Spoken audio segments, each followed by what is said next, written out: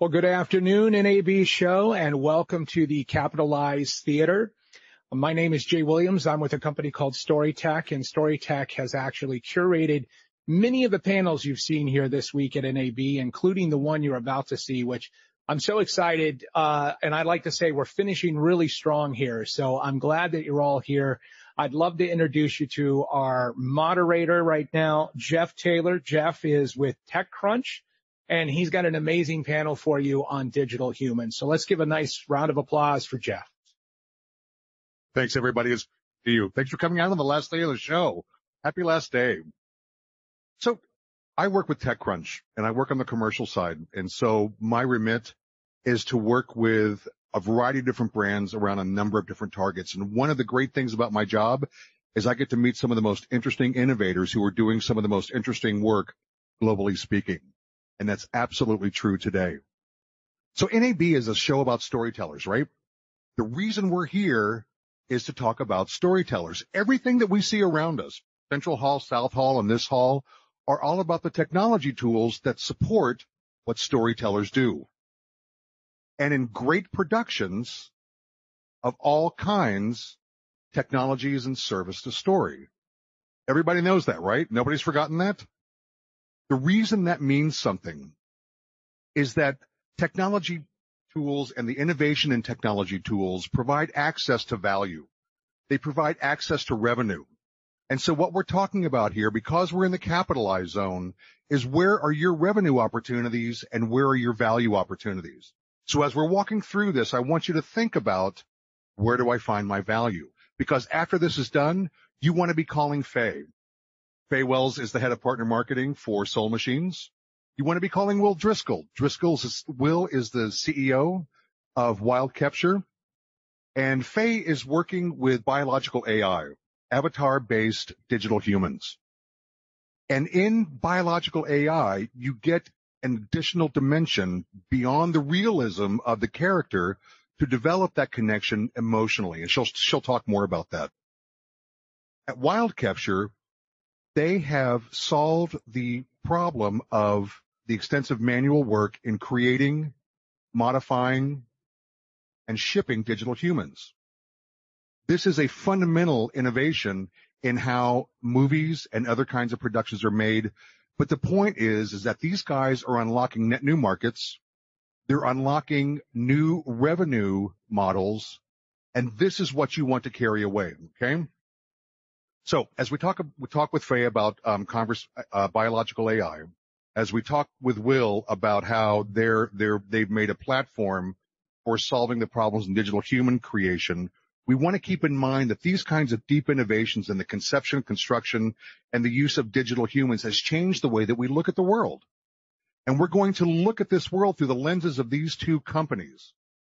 So pay attention, listen up, because Faye, who is very interesting, we spent some time together last night, and I was only going to spend 10 minutes because I was worn out, and we ended up spending a couple of hours together. She's absolutely astonishing. She's the head of partner marketing at Soul Machines. She is a tech and media and entertainment executive. She's an investor. She's a startup advisor. She works across business development. She works across partnerships, strategy, marketing, and growth, all of the things that are involved with maturing innovations. Will is an inventor. Will did some of the first commercial work in volumetric capture with Intel. Will worked on the King Tut project that toured the country and won a Lumiere Award for his efforts. What he's done in creating the platform for Wild Capture is to create human-like digital humans, modifying them on the fly with various kinds of CG materials, and they're able to ship them, which is an industry first. Typically, the files have been too big and you can't ship them anywhere, and markets can't use them. They fix that problem. So as we walk into this, what I want to do is go to both of them and ask them to tell us, how do you think about digital humans? There's two completely different approaches here. So Faye, tell us a little bit about digital humans at Soul Machines and what you've created in biological AI. First of all, thank you for that lovely introduction. Thank you all for being here. I know it's the last day of NAB, so very excited to have you.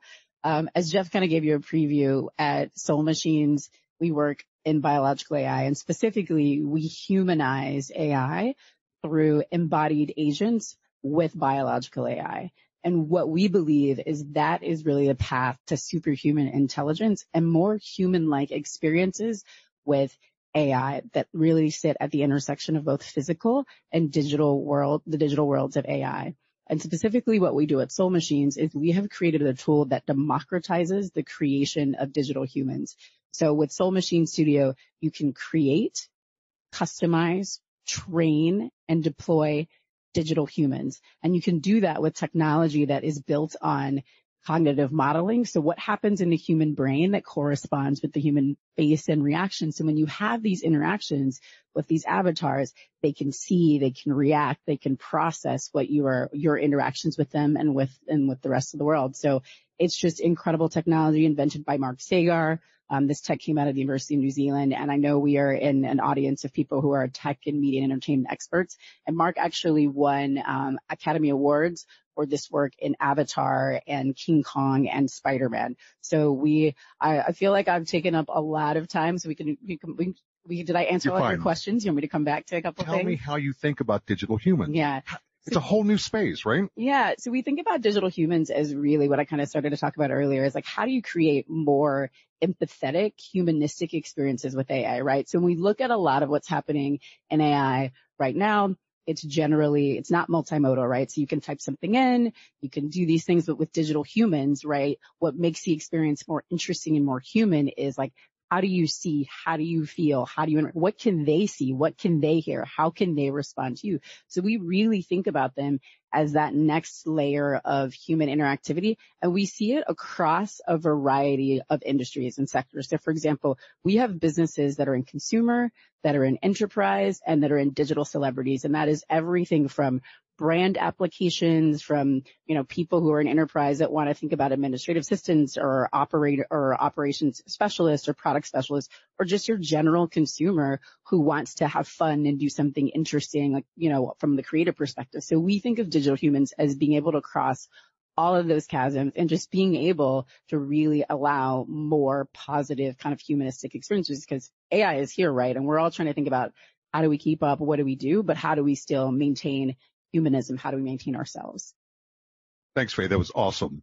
So Will, from a slightly different perspective, tell us how you think about digital humans. Tell us a little bit about what you've built at Wild Capture, and how do you work with characters? And then I'm going to ask you, why'd you found the company? What opportunity did you see? Sure. Hey, everybody. Thanks for coming to this. Thank you, Jeff. Thank you, Faye. Pleased to be here. This is an exciting time for digital humans because we've broken Uncanny Valley. Anybody familiar with that? That's forgive me there. But anyway, we're in the live performance to capture asset process. We've automated the process. We have shippable products, and we've made the modification process easy for all walks of production in several different industries. We're dealing with the live authentic performance.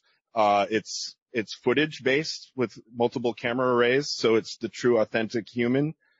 We do use computer vision and AI on the back end of it, but we're at the core of digital rights management, where we've worked with talent to help them monetize their own likeness through the process, cataloging all that information, the metadata, bringing that through the entire process. So on the front end, we automate the capture process where there's these capture stages around the globe. We're helping perform the different motion capture and these 40 volumetric capture companies enter our platform, which is basically a turnkey go-to-market solution. We're building a community marketplace where there's the raw data, there's the performance capture data, and then there's the 3D 40 asset data, which they create 40 kits of assets for crowds and films. We worked with Francis Ford Coppola on his Megalopolis film recently as kind of our first large production, where we delivered 200 or so assets, full footage characters, where throughout the film they had shot the film and they can put them in scene. They can integrate them with CG environments, these LiDAR type environments as well. And so we've been key we started off in the media and entertainment side of this, and now we're going towards sports and advertising. And we've been in fashion as well, where with our automated processes, we can reclothe people with CG clothing. We can add hair. We can change product placement and all sorts of things with their prop holding and whatnot. Why'd you found the company? What need did you see? We saw this technology. I'd start out with Intel Studios, where we were doing this with the NFL and NBA, which, sports was the key location on a grand scheme. And we saw that focusing on the individual character, building a marketplace where, you can, the various areas of production can engage this. Nice. So being able to see these kinds of innovation in action is so important, right? So I'm going to play a couple of videos. The first one from Soul Machines, and then one from Will. And then I'm going to ask you to talk about what are your primary innovations in creating the biological AI avatars that you guys are working with. Would you go ahead and play the first video, please? At Soul Machines, our mission is to humanize AI. Our pioneering biological AI tech extends the world of generative AI, creating a more human-like experience. We use cognitive modeling to teach AI how to think. We use embodied cognition to teach AI how to interact. These two methodologies unite in our patented digital brain. Soul Machines. Digital people can see, hear, interact, create memories, and even empathize the same way as real humans. Through Soul Machine, digital people and biological AI, we are unlocking the future of human-focused AI, enabling dynamic interaction between the digital and physical worlds. That is a great video. So, Faye, that video says a lot. When it talks about cognitive modeling, when it talks about interactions between the digital and physical world, would you tell us a little bit about what your primary innovations are? Because you're clearly differentiated from so many of the other avatar solutions. Sure. So I'll start with a kind of piece of differentiation of other avatar solutions. So I feel like a lot of what we've seen to date has been a couple of things, right? So one is deep fake, right? I know you kind of talked about the uncanny valley, and what we've seen is that really kind of freaks people out. Like you want a humanistic experience, but you don't want this feeling of kind of talking to someone that's like you that you know is fake. So that is why part of the reason our approach was to not do that. The other piece is interactivity. So one of the things that you also seen with AI and deepfakes and all the companies is you can put out a video that's one way, that's 5 minutes, like a cameo or something that tells you do this, do that, happy birthday, whatever it is. But with our digital humans, because they sit across any LLM, so it could be Gemini, could be proprietary, could be GPT, you can have interactivity. So for example, we've seen with some of our digital humans, and we have celebrities like Marilyn Monroe, Carmelo Anthony, Mark Twain, who's a K-pop star, Francis Ngannou. The interactivity is 20 minutes on average. And so just imagine back and forth conversations. So not just you saying something or they saying something, but true interactivity. And again, if it sits across an LLM that's like a Gemini or et cetera, you could have a conversation literally about anything. You could talk and say, hey, I'm interested in NAB. Like, what are some interesting sessions? What are some things I'm seeing? And you would have that conversation. And specifically, if you had your own proprietary model, right, where you said, hey, I only want to talk about broadcast technology or streaming technology, the conversation would still be interactive, but it would be around that specific topic. And so that is something that is very unique and it is very different. Would you talk just a little bit about emotional matching and learning that goes on in the relationship? Yes. So I talked a little bit earlier about I think you saw a little bit on the video about this idea of the tech was built on the cognitive model of the human brain and like what happens on the face and kind of the interaction. And so effectively the technology works through physical interface, so camera, audio technology. So for example, if you were having a conversation with a digital human and you smiled, they would recognize that and they would smile. If you frowned or looked upset, they would recognize that and do that. Because again, the idea is how do you think about empathetic, humanized experiences? So that is that was something that Mark thought about years ago when he started this. And it's something that we believe is important. Does that kind of answer your question? It's not just important, it's critical. All right. So you get on your chatbot, right? And you head to some major brand, and I won't name them just because. and you go in, you find out there's a chatbot, and your next reaction is, and you hang up, you close the browser window, and you're kind of done. But if you have an interaction with an avatar that is actually matching emotionally, that's actually learning, can answer questions outside of the general stream of how much does it cost for your product, you're creating real brand value, and that's really important to understand. You want people in an electronic way to be able to connect with your brand, to connect with your brand story, to be able to uncover thought leadership, which is going to lead to deal flow. That's critical. When you've got somebody who's troubled and they come into a brand because they need help or they need some kind of a solution, that kind of empathetic relationship will win a lot of relationships. And that's critical for all of these digital humans. How are we creating relationship?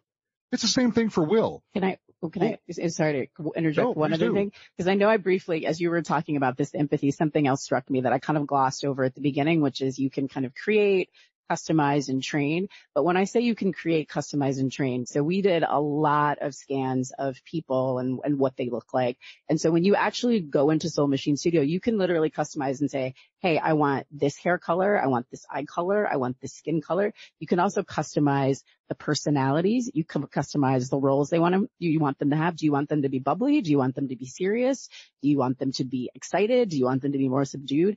And you can do all of that. And all of that is also tied to what makes the experience more empathetic. So if you think about your customers with that in mind, and you know, hey, maybe this person wants this experience that is a little more excited and animated from an ambassador perspective. But maybe if we're talking about something that's a little more technical, a little more serious, and you want to have much more of a calm, reserved experience, we can do that as well. And again, you get to create all of that. So I think that's another important piece of the empathetic part as well. So sorry to interrupt, but No, that's great. It's completely right on.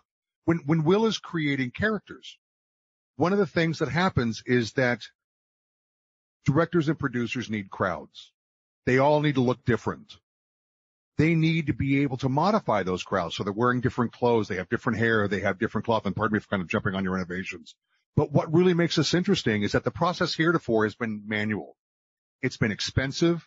There's a lot of copy and paste. There's a lot of mistakes. It is a bitch, right? So when they automated this, his digital humans are able to serve the storyteller and dramatically reduce cost, dramatically enhance the production value and what's going on.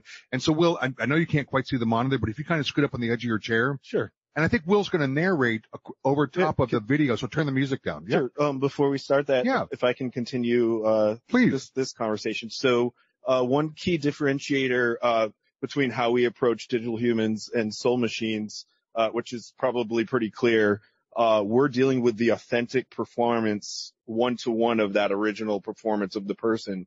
We're able to build story arcs to make them interactive, but they're not going to answer questions on the fly. However, if you need an unadulterated message from a public figure, a politician, a pop star, let's say a sports athlete, seeing their true nuances of their authentic performance, we're able to take that, bring it to real time, bring it to the web as well. So you're actually starting in a vol-cap stage, and you're working with a live actor who's going through live motion. Yep. So it's footage based content. So 30, 60 frames a second traditionally. Can I share one other thing? And thank you for bringing that point. Because what I was sharing with you was around our kind of customizable Soul Machine Studio business, but we also work with our celebrities directly with them. So I mentioned Francis Ngannou, I mentioned Carmelo Anthony, Mark Twain, and then we work with Marilyn Monroe's estate. So similarly, have done the capture, have done the kind of ingest of their voices to also make sure, because it's similar to you, we believe like that authenticity is very important, and to have that relationship with them is very important. As we've continued to have conversations with celebs, right, they are concerned about those deepfakes. So similar to you, we've also taken that approach of you have to have that one-to-one relationship and so you get that real experience. That relationship is critical. We're creating connections between the digital and the physical. And so every time that we do that and we enhance the way that people relate, we create additional vectors for value. So ready? Sure, please. Go ahead and play the next video if you would.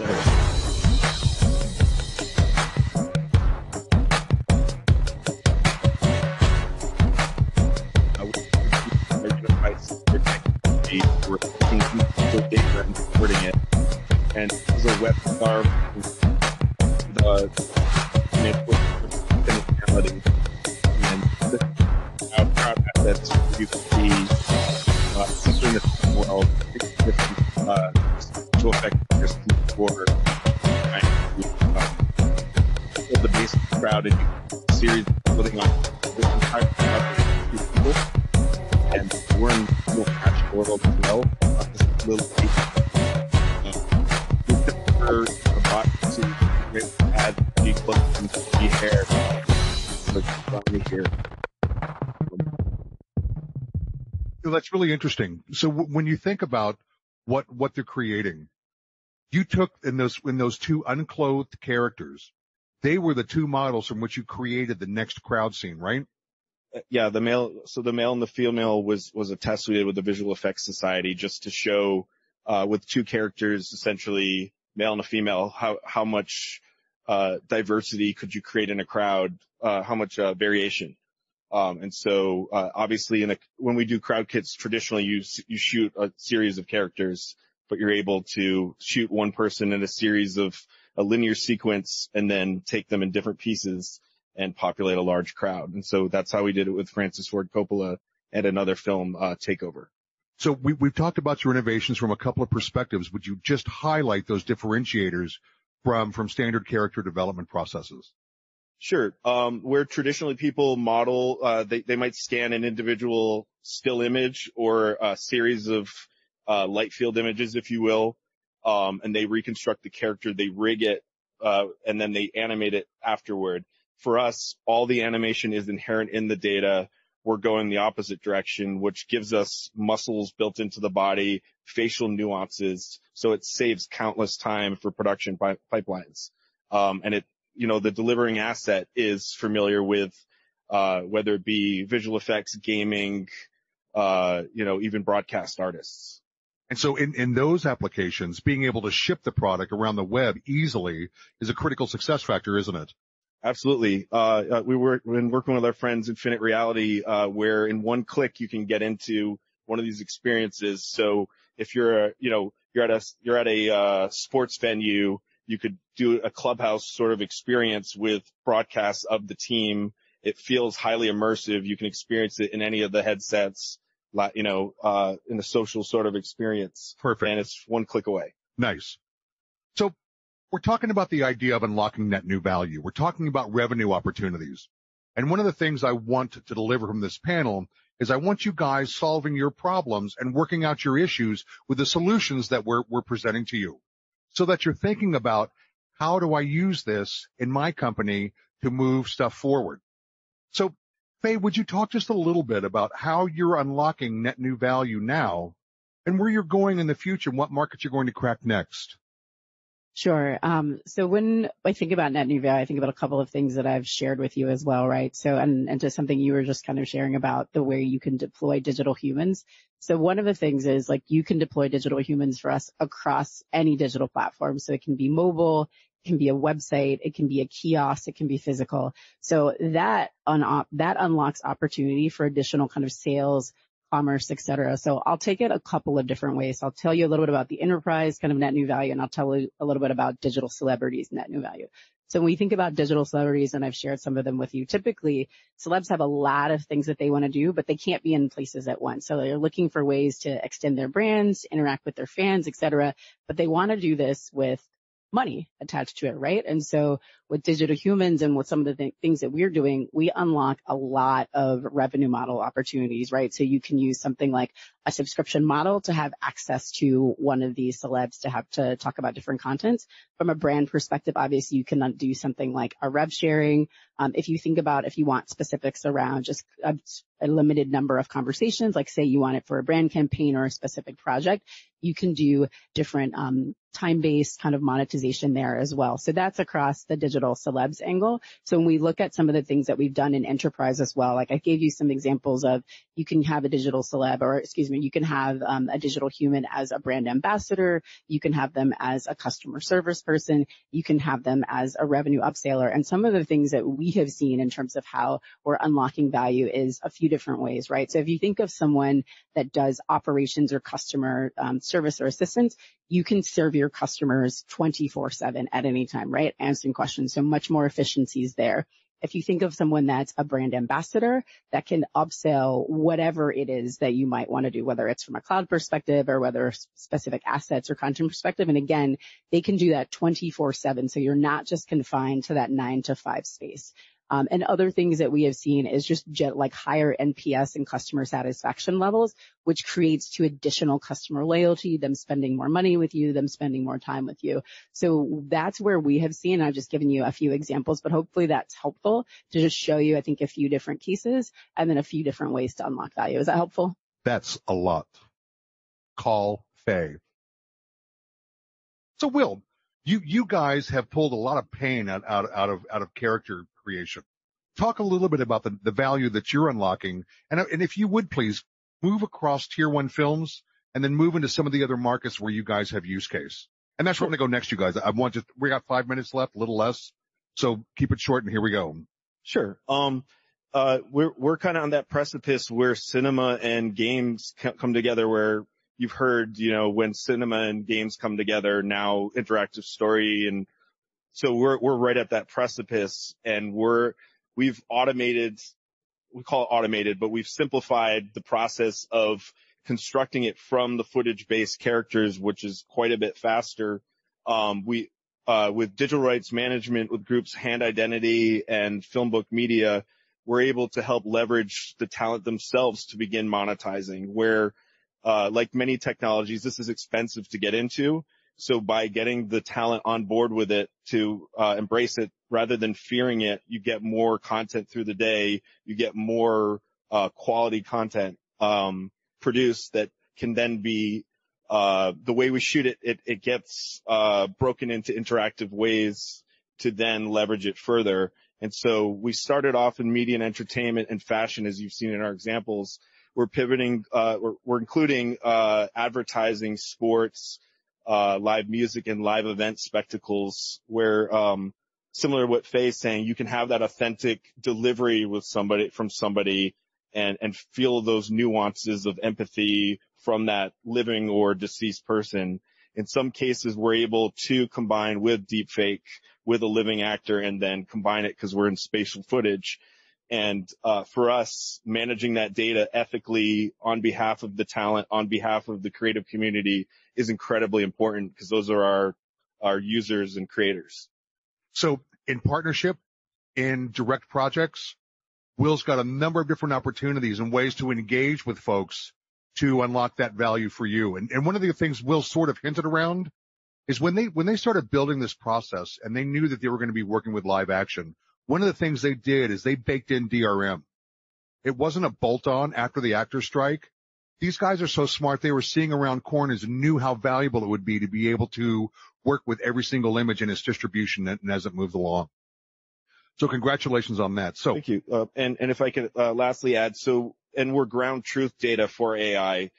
Since we're optics to physics data, we're able to have a lot of the physical attributes in our capture volumes. So as we're putting the clothes on people, they're physically accurate CG clothing. Thank you, Will. So, Faye, as we kind of wind down, give us a couple of your favorite use cases that sort of highlight your innovations. We got 2 minutes left. All right, tall order. So a couple of favorite use cases. I will give you one with Mark Twain. So digital celebrity. I don't know if you guys are aware of him. K-pop star, massive, huge. So we launched him last year, and we've talked about the biological AI. But in the first, I want to say, month of talking to him, people spent hundreds of hours interacting with him, learning about his brands, learning about what he's interested in, and then going and using that to engage with him more, but also to make more purchases, right? Which his sponsors certainly appreciated. So I say that one is very unique. And when we did Francis Ngannou as well, where he was training for his big fight with Tyson Fury. Similarly, like, he is busy training. He doesn't have time to talk to fans, but it really kind of enhanced like their sentiment towards him positively. So I'll give that on the sub side, and I'll give you a very quick one on, can I give you on the enterprise? Enterprise side, we have one automotives. We're upselling opportunities to engage with the product and purchase more. So 10 seconds. It's the best I could do. That was awesome. Framed a whole use case in there. Will, talk just a little bit, if you would please, about the Francis Ford Coppola project and where you're going next. Sure. We're able, with a small team, including students at Georgia State University, we were able to shoot some 200 some odd minutes of content with about 50 or 60 talent, constantly doing wardrobe changes. And the sophistication of these wardrobes are well beyond the average wardrobe in a film. It's very, very intricate dining dresses and hair pieces and whatnot from a award-winning designer. And so we had to respect those complications of wardrobe in this space that has difficulty. 10 seconds, please. We were able to do 2 days of, we were able to shoot it all in 2 days of production and turn it around in a couple months, which is quite quick. The worst thing you can do to a guest is look at them and go, 10 seconds. Then they hate you. No, it just makes us want to cheat and add more information. So we've had great content today, and it makes moderation so easy when you get people of this skill and accomplishment on a stage. So you've been here for a rare opportunity, and I want to encourage you to engage with wildcapture.io. I want you to engage with Soul Machines and explore the brand value and the project value you can bring to all of your future operations. Thanks for being here, you guys. It's a pleasure to share time with you. Thank you. Thank you.